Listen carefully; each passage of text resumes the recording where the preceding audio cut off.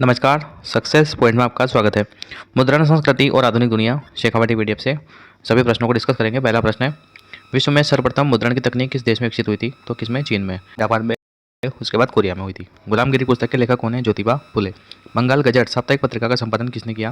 तो James Augustus Hickey ने किया था। ठीक है, ये भी ध्यान रखना है। अमर जीवन नामक आत्मकथा किसने लिखी है? तो रस सुंदरी देवी ने, और बांग्ला में है ये। ठीक है, बंगाल गजट अखबार प्रकाशित किया गया किसके द्वारा? गंगाधर भट्टाचार्य ने इसको प्रकाशित किया था। नेक्स्ट है, आधुनिक छापे खाने का आविष्कार किसने किया? तो छापे खाने का आविष्कार किया था योहानेस गुटेनबर्ग ने। वर्नाकुलर प्रेस एक्ट कब जारी किया गया? कब पारित किया? सन 1878 में। छापाखाना प्रगति का सबसे ताकतवर औजार है और इसे बन रही जनमत की आंधी से निरंकुशवाद उड़ जाएगा, ऐसा स्टेटमेंट किसने किया? लुई सेबिस्तिये मर्सिये का स्टेटमेंट है ये। ठीक है, नेक्स्ट है प्रश्न नंबर 9, भारत में सबसे पहले प्रिंटिंग प्रेस कहाँ आई? तो गोवा में लगाई गई थी सबसे पहली प्रिंटिंग प्रेस। ठीक है, और पुर्तगाली जो धर्म प्रचारक है उन्होंने लगाई थी। संवाद कौमुदी का प्रकाशन किसने शुरू किया? राजाराम मोहन राय ने। गुटेनबर्ग ने पहली पुस्तक कौन सी छापी थी? बाइबिल। 95 प्रसंग की रचना किसने की है? तो मार्टिन लूथर ने 95 स्थापनाएं या प्रसंग लिखे थे। ठीक है, मुद्रण संस्कृति ने किस क्रांति को जन्म दिया? तो फ्रांसीसी क्रांति को जन्म दिया। अब बात करते हैं अति लघुरात्मक प्रश्न। पहला प्रश्न है, भारत में सबसे पहले प्रिंटिंग प्रेस कब और कहाँ? तो गोवा में स्थापित थी। 16वीं सदी में पुर्तगाली धर्म प्रचारक लेकर के आए थे। कैलीग्राफी क्या है? तो हाथ से सुंदर व सुडोल अक्षरों में लिखने की कला को कैलीग्राफी या सुलेखन कहते हैं। मार्टिन लूथर कौन था? तो मार्टिन लूथर जर्मनी का धर्म सुधारक था। वह पोप तथा कैथोलिक चर्च का कट्टर विरोधी था। ठीक है ना, तो इसके खिलाफ ही जो है फिर बाद में इन चर्चों ने धार्मिक सुधार आंदोलन चलाए थे।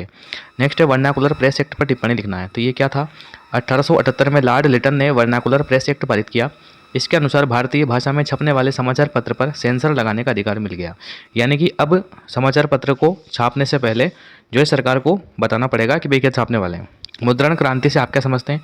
मुद्रण के आविष्कार के बाद स्थानीय भाषा में भी वृहद स्तर पर वस्तुओं का प्रकाशन किया गया। परिणाम स्वरूप पुस्तकों की कीमतों में गिरावट आई तथा पुस्तकों की संख्या बढ़ने से पाठक वर्ग में इजाफा हुआ। नेक्स्ट है, महाराष्ट्र की ऐसी 2 महिलाओं के नाम लिखिए जिन्होंने 1880 के दशक में उच्च जाति की नारियों की दयनीय दशा के बारे में लिखा था। तो ताराबाई शिंदे और पंडिता रमाबाई। 20वीं सदी के प्रसिद्ध लेखकों के नाम लिखिए जिन्होंने जाति प्रथा तथा ऊंच नीच के भेदभाव के विरुद्ध लेख लिखे। तो महाराष्ट्र में डॉक्टर भीमराव अम्बेडकर और मद्रास में रामास्वामी नायकर ने। नेक्स्ट है, फ्रांस के उन 2 विचारकों और लेखकों के नाम लिखिए जिनके लेखों ने फ्रांसीसी क्रांति के लिए अनुकूल परिस्थितियां उत्पन्न की। तो वाल्टेयर और रूसो। मार्को पोलो कौन था? तो इटली का एक महान खोजी यात्री था। वह चीन से इटली में वुड ब्लॉक छपाई की तकनीक लेकर गया था। तो इटली का निवासी था, चीन में काफ़ी समय तक रहा था और यहाँ से वुड ब्लॉक छपाई की टेक्निक सीख करके अपने देश में लेकर गया था।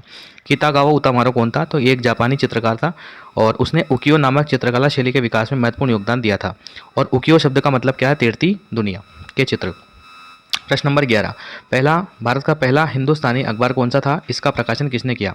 तो भारत का पहला हिंदुस्तानी अखबार बंगाल गजट था। इसका प्रकाशन गंगाधर भट्टाचार्य ने किया था। उन लेखिकाओं के नाम बताइए जिनके लेखों से नारी की परिभाषा उभरी। तो जे ऑस्टिन और ब्रांड बहिने और जॉर्ज इलिभट।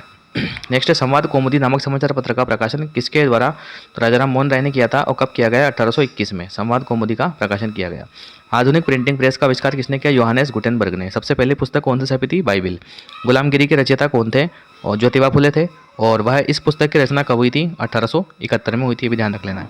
गीत गोविंद के रचयिता कौन है? वो जयदेव हैं। इंक्विजिशन क्या है? तो विधर्मियों की शिनाख्त करने और उन्हें सजा देने वाली रोमन कैथोलिक संस्था है। इसे धर्म अदालत भी कहते हैं, यानी कि जो धर्म के खिलाफ बोलेगा तो उसको सजा देने वाली एक संस्था है इंक्विजिशन। ठीक है, कंपोजिटर किसे कहते हैं? छपाई के लिए इबारत कंपोज करने वाले व्यक्ति को कंपोजिटर कहते हैं। तो इस प्रकार से इस पार्ट के जितने भी मोस्ट क्वेश्चन बन सकते थे तो वो हमने डिस्कस किया। आशा करता हूँ वीडियो आपको पसंद आएगा। मिलते हैं नेक्स्ट वीडियो में। धन्यवाद।